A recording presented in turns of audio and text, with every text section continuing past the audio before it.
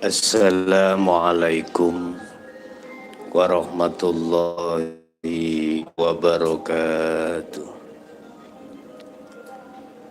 Ila hadratin Nabil Mustafa Rasulullah sallallahu alaihi wa alihi wasallam wa ala alihi wa ashabihi wa dzurriyyatihi wa qurrabatihi wa ahli baitihi wa ashabil kiram wa ila jami'il anbiya wal mursalin wal awliya was suhada was solihin wa tabi'ina ila yaumiddin, khususan ila jami'i arsyadatina wa masyayikhina ila muntahum wa ila abaina wa ummatina wa azdadina wa masyayikhina wa auladina wa azwazina wa dzurriyyatina wa ahli baitina, khususan ila jami' arwah fi hadzal majlis wa ghairuhum syai'ulillahi lana wa lahumul fatihah.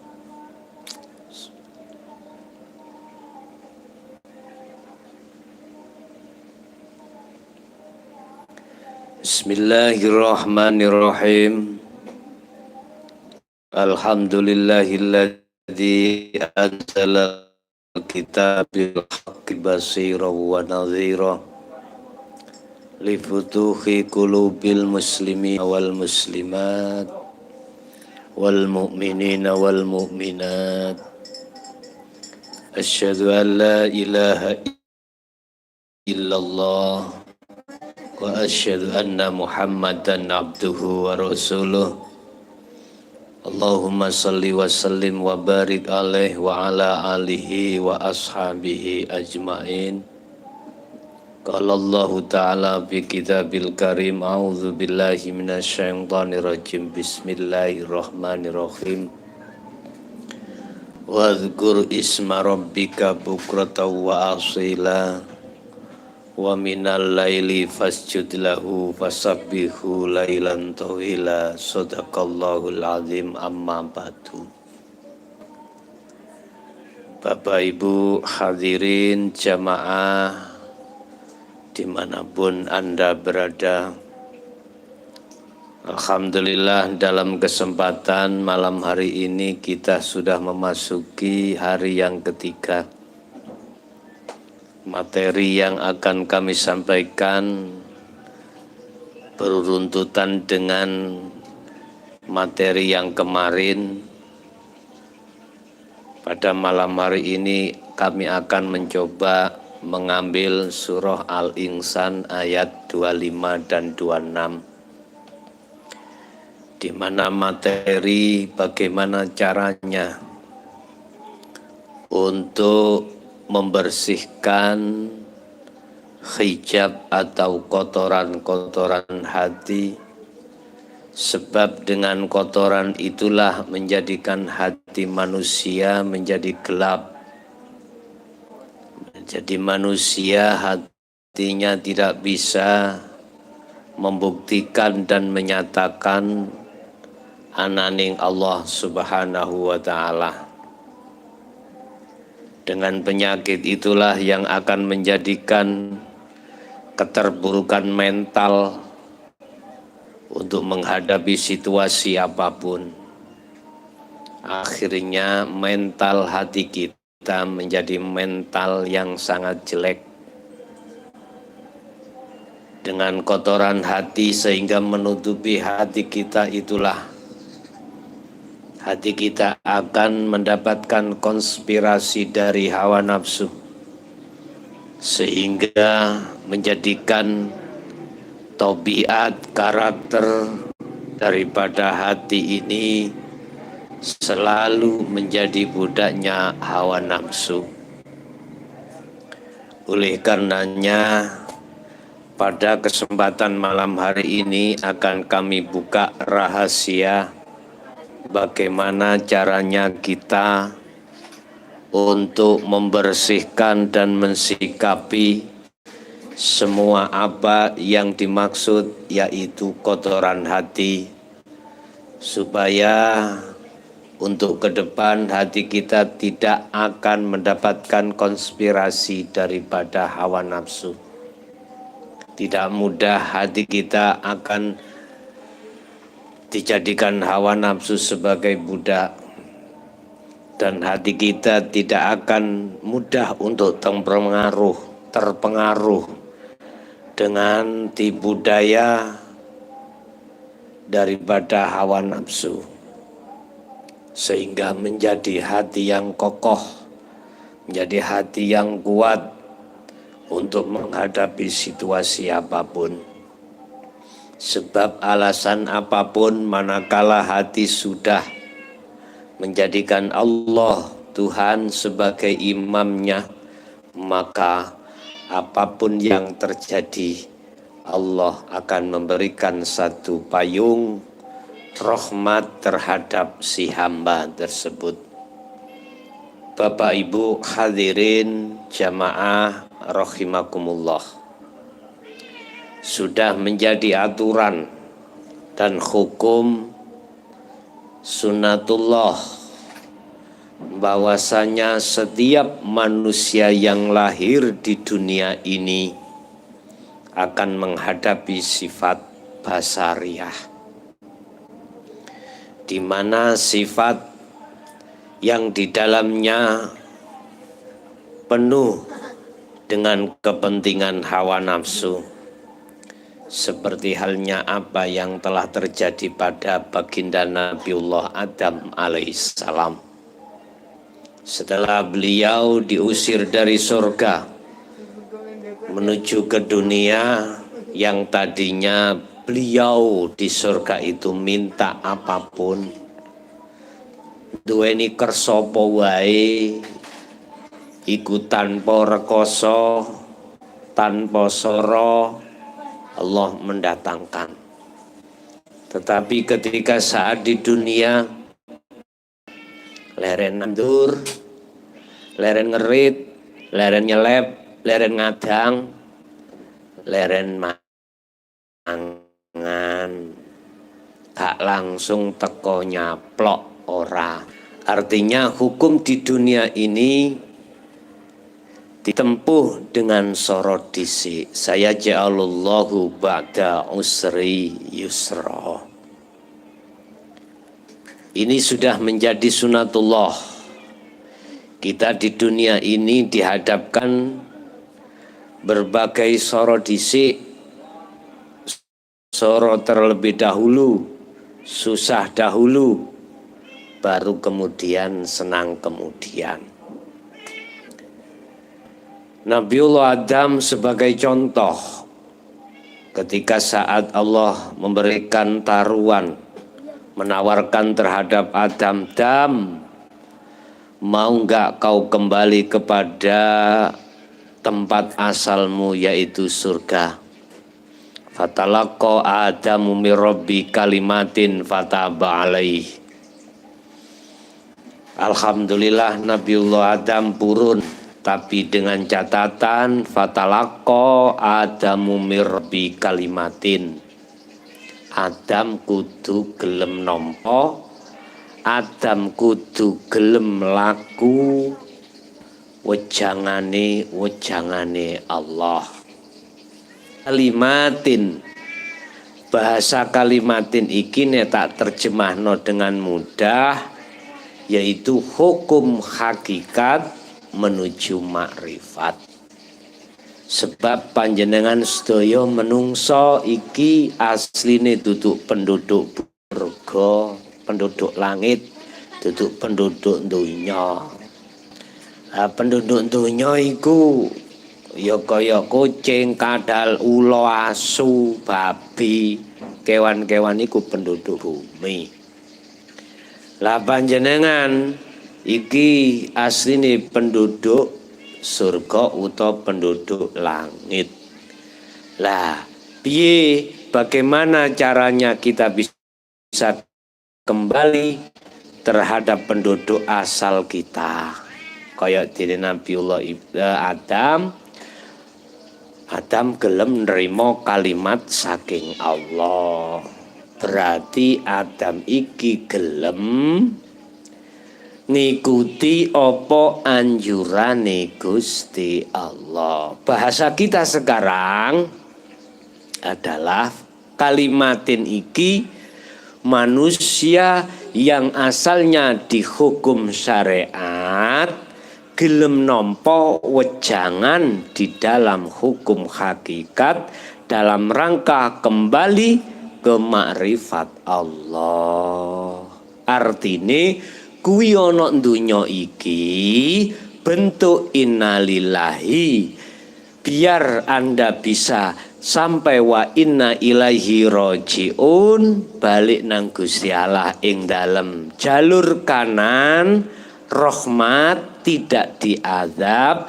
Berarti Anda harus kalimatin, harus menerima wejangan hukum hakikat dan berlaku hati ini menjalankan hukum ilahiyah dalam rangka menuju datang Allah. Basa Nabiullah Adam nompo gelem nompo kalimat Allah, fataba alaihi, Allah ngapura semua kesalahan Nabi Adam, yaiku kang rupa jeglak mangan buah khuldi.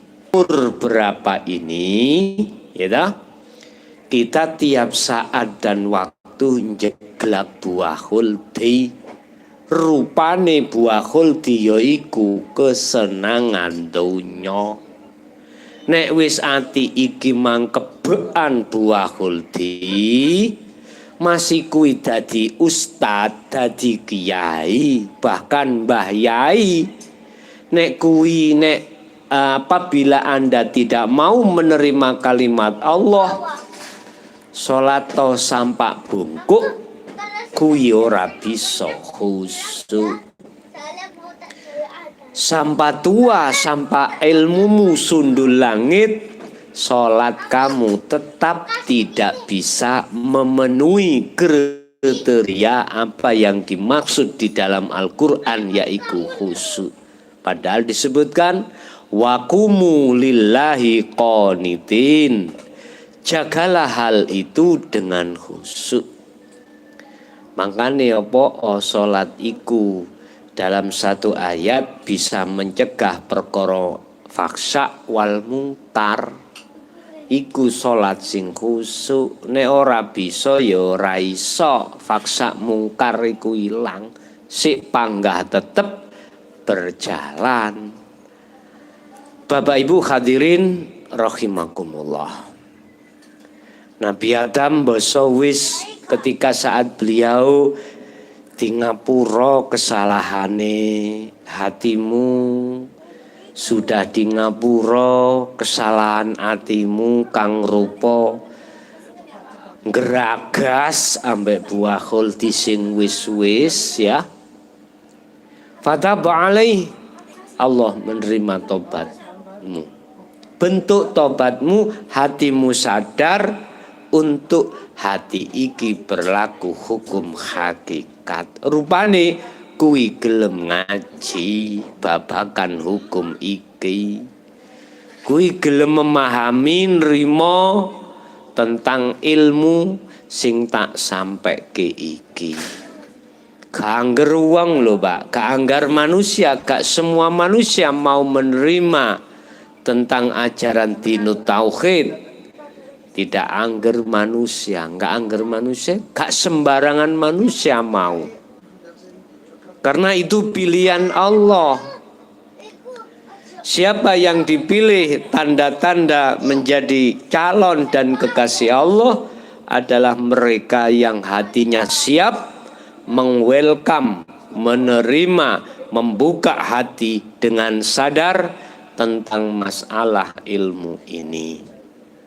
Oleh sebab itu kita di zona fataba alaih, Allah telah mengampuni segala kesalahan hatimu yang berbentuk telah memakan syahwatud dunya. Nah, inilah Bapak Ibu yang menjadi alasan hati kita telah gelap terhadap Allah. Bapak Ibu, apa Solusinya, caranya untuk membuka hijab atau kotoran-kotoran hati ini. Pertama tadi sudah saya katakan, prosesnya kita harus mencari guru akhirat. Sudah dapat. Kemudian guru akhirat memberikan satu wejangan, memberikan satu ilmu, itu sudah kita terima.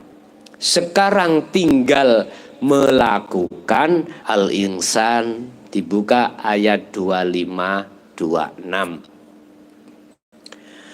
Ini ajaran Allah langsung terhadap Nabiullah Muhammad, supaya hati Nabiullah Muhammad tidak kena konspirasi hawa nafsu. Hatimu supaya tidak kena konspirasi apa sih? Hatimu supaya tidak yang dimunculkan oleh hawa nafsu di dalam hatimu. Sebab roh disitau. Bapak Ibu hadirin rahimakumullah. Cara yang tepat, lakukanlah ya yang namanya zuhud. Yang semuanya ini dalam rangka satu, membersihkan kotoran hati. Setelah kotoran hati itu bersih, secara otomatis kau akan bertemu terhadap Allah. Itu sudah pasti. Hidup yang ada pada dirimu itu loh Allah. Hidup yang meliputi semua segenap alam itulah Allah. Allah iku jenenge, sing duweni jeneng Allah iku hidup yang meliputi segenap alam. Bisa menemuinya, syaratnya kau harus bersih dulu. Ini tidak jauh berbeda dengan apa yang telah disampaikan Allah terhadap sejarahnya Nabi Musa. Ketika Nabi Musa dipanggil oleh Allah untuk menerima wahyu. Wahyuku di atas filsafat ya. Wahyu itu di atas filsafat. Lah wahyu inilah yang tertinggi. Jadi sebelum beliau itu bertemu Allah di Gunung Turisina ya, Nabiullah Musa itu diingatkan terhadap Musa bil wadil muqaddas Tuwa. Musa, kau akan masuk di lembah yang saya sucikan. Oleh sebab itu, sucikanlah, lepaskanlah kedua trompatmu. Lepaskanlah kedua sandal atau sepatumu. Nah ini kan tembung isyarah, tembung kinayah terkait sepatu atau sandal yang dipakai oleh Nabi Musa. Ini adalah kotoran hati Bapak Ibu ya. Baik yang dimaksud syirik jali maupun syirik khafi ya. Ini kudu dilepas. Manakala Nabi Musa itu sudah melepas kedua sandalnya, maka disitulah pertemuan terjadi antara Nabi Musa dengan Tuhannya di Gunung Turisina. Ini sejarah di dalam surat At-Toha ayat 11 sampai ayat 14. Nah, detik-detik ketika saat Nabiullah Musa bertemu Allah, di situ disebutkan ayatnya yang ke-14. Bapak Ibu hadirin rahimakumullah. Guru akhirat sudah membersihkan kotoran hati. Lah dunia ya bisa dilihat di dalam surah Al-Baqarah ayat 25 ya. Di situ dikatakan la ikraha fiddin qad tabayyana rusdu minal ghayy wa may yakfur bitaghut wa yu'min billah. La ikraha fiddin, tidak ada paksaan tentang masalah ilmu ini, ajaran ini. Ajaran apa yang dimaksud? Qad tabayyana rusdu minal ghayy, ajaran yang melepaskan hatimu dari perbudakan hawa nafsu. Ajaran yang mengeluarkan hatimu minaz zulumati ilan nur, dari kegelapan menuju terang benderang. Ajaran yang menuntun hatimu yang asalnya kau menjadi budaknya hawa nafsu menuju budaknya Allah. Ajaran yang mengajarkan tentang hatimu masalah bagaimana melepaskan kotoran hati untuk menuju kesucian hati. Jadi hati yang kami maksud adalah ruh yang ini nanti kembali kepada Allah. Bapak Ibu, yakfur bitaghut wa yu'min billah, itu zuhud. Yakfur bitaghut, hatimu harus mengingkari atas nafsu. Yang nafsu itu memunculkan kesenangan dunia. Artinya hatimu tidak boleh menyenangi selain Allah, bermahabbah-mahabbahan terhadap selain Allah yang disebut kesenangan dunia. Kesenangan dunia itu bukan termasuk bojo sampak papat tok boten, anak, rumah mewah, mobil akeh, sawah ukeh, pangkat dawur, bukan itu aja. Yang disebut kesenangan dunia contoh kecil aja ya. Contoh, kau menjadi guru misalkan. Manakala dalam hatimu itu menyukai supaya anak didikku iku nganut kabeh, ya, pinter kabeh.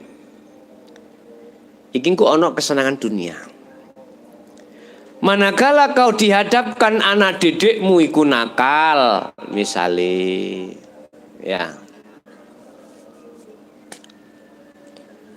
Anak didikmu iku mang nggodho ae. Kan kowe gak kepingin to.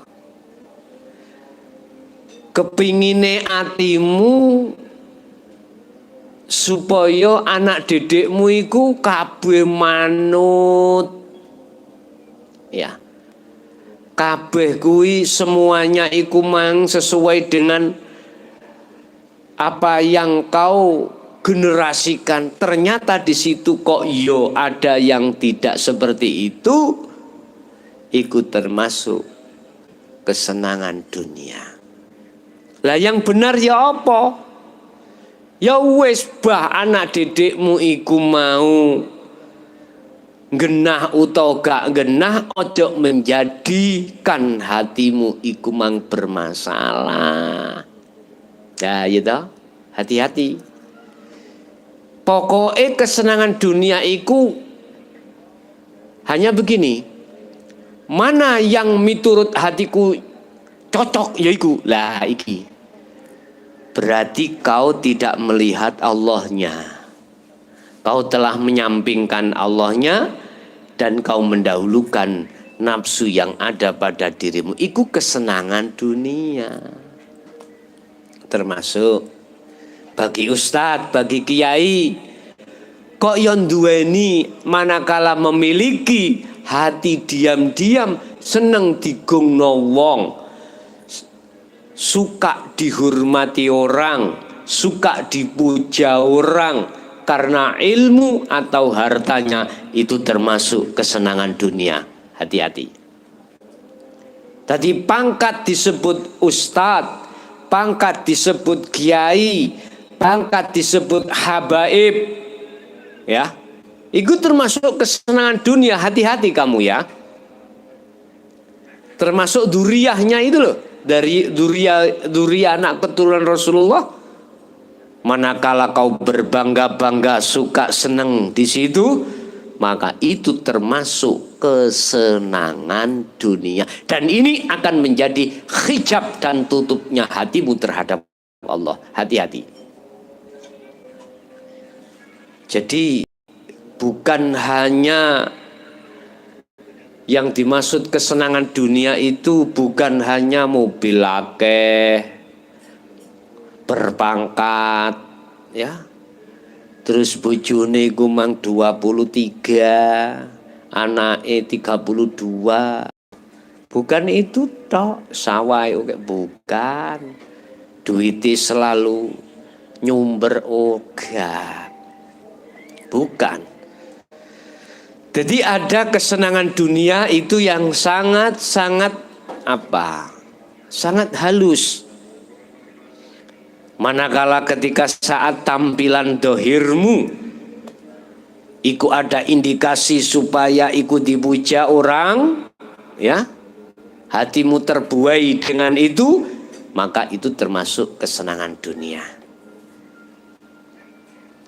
Tetapi bagaimana kesenangan dunia ini tidak bisa mempengaruhi hatimu? Ya kudu nyuceni dhisik hatimu. Belajar ilmune dulu, berlaku membersihkan kotoran hati, setelah terbebaskan baru bisa kau tidak terpengaruh dengan kesenangan dunia, walaupun kau jadi presiden atau roisul koryah, sucian kotoran hati, nggak bisa. Statusmu tidak akan pernah bisa. Makanya kami sebut ahli zuhud itu tidak akan pernah ya terpengaruh dengan kesenangan dunia, walaupun sebesar apapun kesenangan dunia yang dihadapkan terhadap kita oleh Allah. Bapak Ibu, di dunia ini secara fisik tidak bisa terlepaskan dengan kebutuhan dunia. Tidak bisa. Karena itu hukum sunatullah. Wong nek ana dunya mripate melek iku ya kudu nyekek ya, tuh uang. Lah uang iku teko nyambut gawe lho. Nyambut gawe iku ana macam loro, ana sabab, ana tajrid, ngono lho. Tergantung. Zuhud adalah hati telah meninggalkan kesenangan dunia, ya. Itu namanya zuhud. Khalwat, hati meninggalkan seluruh kesenangan dunia yang berbentuk apapun. Lah, disinilah zuhud itu terbagi menjadi dua.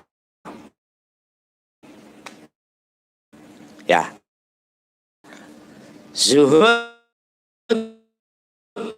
secara amkur Muhammad wadkur podo dzikira sira sila baik pagi, siang, sore. Ini masih dalam bahasa isyarah, Pak. Bahasa isyarah. Yang dimaksud zikir itu bagaimana? Ini mungkin nanti akan kami jelaskan di dalam bab yang tersendiri. Cuman sekarang akan kami jelaskan sedikit aja. Zuhud, saya ulang lagi, definisinya adalah hati yakfur bitauhud, meninggalkan kesenangan dunia. Itu zuhud. Wa yu'min billah, satu sisi hati menuju bertemu bermahabbah-mahabban, bergendak ria dengan Allah. Wa yu'min billah maksudnya hatimu harus menghadap terhadap Allah, hidup. Dikatakan zuhud umum ini fisikmu iku berkontraksi langsung dengan kesenangan dunia.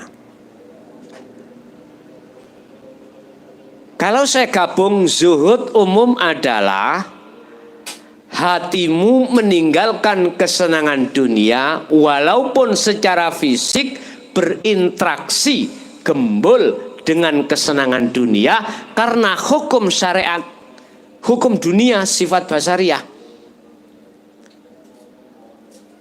Satu sisi wa yu'min billah, hatimu tidak boleh berhadapan terhadap kesenangan dunia, tapi harus menghadap asyhadu ke ilallah, yaitu hatimu menghadap terhadap hidup yang menguasai kesenangan dunia. Itulah Allah. Kau tidak bisa tembus nang Allah dalam kesenangan dunia manakala kamu tidak memiliki guru, ilmu, laku, iso. Makanya Anda kalau masih ada di ahli hijab, yang menguasai kesenangan dunia itu siapa? Mesti jawabnya makhluk kamu. Contoh, kamu kerja pada sang pemborong. Mungkin kamu saya tanya, kamu dapat dari mana, dikasih uang siapa? Ya pemborong kui. Lah itu yang ndelok makhluke. Gak iso kui ndelok Allah yang mboten saged, tidak bisa. Karena kui kegolong ahli hijab. Tapi kalau kau sudah masuk di dalam golongan hakul iman, ahli syuhud baru bisa Allah. Gampangane ngomong, dohir itu bicara, Allah hati tembus, maksud Allah kang sejati. Iki disebut zikir zuhud umum, ya. Jadi pembagian zuhud itu ada dua. Satu zuhud secara umum, dasari surat Al-Insan ayat 25. Isu awan sore Muhammad zikiro awakmu. Lah sing dimaksud zikir ini adalah tidak cukup secara jahar, tidak cukup secara sirri, tetapi kau harus tahu kuncinya zikir bisa sampai pembersihan kotoran hati dan sampai menuju dan bertemu terhadap Allah. Itulah yang kami sebut sebagai zikir tingkat 3 dan 4. Apa tingkat 3? Sebagai kunci pembuka makom syahadah, yaitu sirul asror. Nah, di dalam sirul asror itu ada 3 tahap sampai zikir nomor 4, yaitu fana'u zikri. Nanti ada bab tersendiri tentang masalah zikir akan kami jelaskan. Bapak Ibu hadirin rahimakumullah. Itu zuhud secara umum atau disebut ya. Sebut khusus bagi pemula-pemula. Untuk zuhud berikutnya yang kedua adalah zuhud secara khusus. Zuhud secara khusus ini nanti wiritane lakune ya zikir. Sekali lagi saya katakan, bab masalah zikir untuk membersihkan kotoran hati ini tidak cukup kita zikir jahri. Apa jahri? Diucap ning lisan la ilaha illallah. Terus siri tidak cukup di siri. Siri itu apa? Zikir nafas. Zikir nafas melebu, masuk keluar itu. Zikir itu kan bahasa Arab, Pak, ya Bu. Zikir basa Indonesianya ingat, basa Jawanya eling. Secara istilah definisi zikir adalah hati sadar dan menyadari bahwasanya yang meliputi hanyalah Allah yang nyata al-haq. Tanpa hidup di situ tak akan mungkin. Lah, ini dengan cara bagaimana hati sadar dan menyadari bahwasanya semua apa yang terjadi itu semata-mata karena Allah. La haula wala quwata illa billah. Lah ini loh butuhnya zikir nomor 3. Nanti kami urai tersendiri, Pak, ya. Kami urai tersendiri bab masalah zikir biar komplit tersendiri. Babnya tersendiri. Lah, yang kedua adalah zuhud secara khusus. Dikatakan secara khusus ini Bapak Ibu, wa minal laili, bahasa syariatnya Al-Insan 26, dibuka mohon. Wa minal laili fasjud lahu fasabbih. Laili lan iku setengah saking apa separuh wengi, ya kira-kira ya jam 12 kuno ke atas, Pak, ya. Fasjud, tundukno atimu, sujud to lahu maring Allah, ya. Maksudnya hatimu itu jauhkan dari persoalan duniawiyah.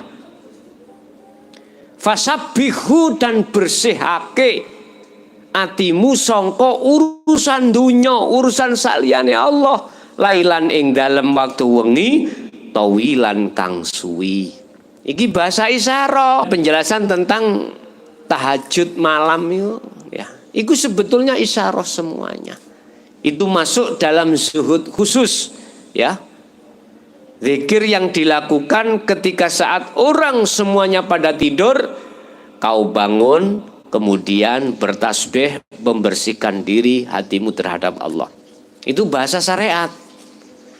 Bahasa hakikat kami sebut sebagai zuhud khusus ini